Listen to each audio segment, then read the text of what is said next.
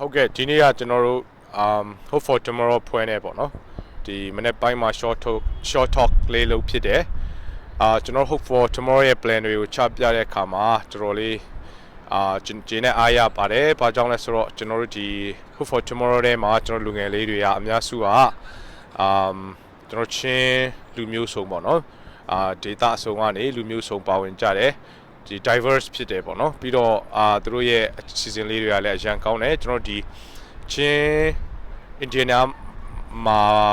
တင်မဟုတ်ဘဲနဲ့ပေါ့နော်တခြား data တွေမှာလိုအပ်တဲ့ချင်းတွေရဲ့အတွက်အကူအညီပေးဖို့အတွက်တို့ကဆုံးဖြတ်ကြတာတွေ့ရတယ်ဆိုတော့သူတို့အကူအညီပေးမဲ့အစီအစဉ်လေးတွေကိုတစ်ခုပြီးတစ်ခုချပြတဲ့အခါမှာအင်မတန်မှကောင်းတဲ့ပြီးတော့ထူးခြားကောင်းမွန်တဲ့ season တွေဖြစ်တယ်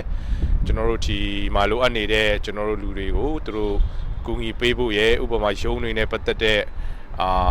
စာရွက်စာတမ်းတွေကစပြီးတော့ကျွန်တော်တို့လိုအပ်နေတဲ့ဘာသာစကားတွေသင်ပေးဖို့ season ကစပေါ့နော်ဒီလို season မျိုးလေးတွေလူငယ်တွေအနေနဲ့တက်ကြွအကောင့်ထဲပေါ်သွားတာကိုကျွန်တော်အရန်ခြေနဲ့အားရမိပါတယ်ပြီးတော့နောက်တစ်ခုကကျွန်တော်ဒီနေ့အတူတူကျွန်တော်တို့ seminar လုပ်တဲ့အခါမှာ Joe နဲ့ Miss Manning နဲ့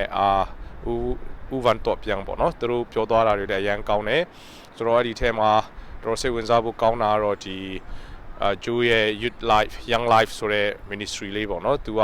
millions of students ပေါ့တွေကိုသူတို့ရောက်ပြီးတော့မှအဲ့ဒီ ministry ကနေအများကြီးအကျိုးသက်ရောက်မှုရှိတယ်ပေါ့နော်ဒီလိုလုပ်နိုင်တဲ့ဒီခရစ်တော်အတွက်တည်င်းကောင်းကိုဝင်ခနေတဲ့ ministry တွေနဲ့ပူးတွဲပြီးမှအလုပ်လုပ်ခွင့်ရတာကိုလည်းအထူးကျင်းနဲ့အားရမိတယ်ဆိုတော့ကျွန်တော်အနေနဲ့hope for tomorrow ကိုအရန်မျှော်လင့်ပါတယ် hope for tomorrow ဆိုတဲ့အတိုင်းပေါ့နော်သူတို့ရဲ့မျှော်လင့်ချက် hope for tomorrow ရဲ့မျှော်လင့်ချက်တစ်ခုတည်းမဟုတ်ဘဲနဲ့ hope for tomorrow ပေါ်မှာကိုကျွန်တော်တို့အရန်မျှော်လင့်ချက်ထားတယ်ဘုရားသခင်လည်းကောင်းကြီးပေးပြီးမှလမ်းပြပို့ဆောင်မယ်လို့မျှော်လင့်ပါတယ်ကျေးဇူးတင်ပါတယ်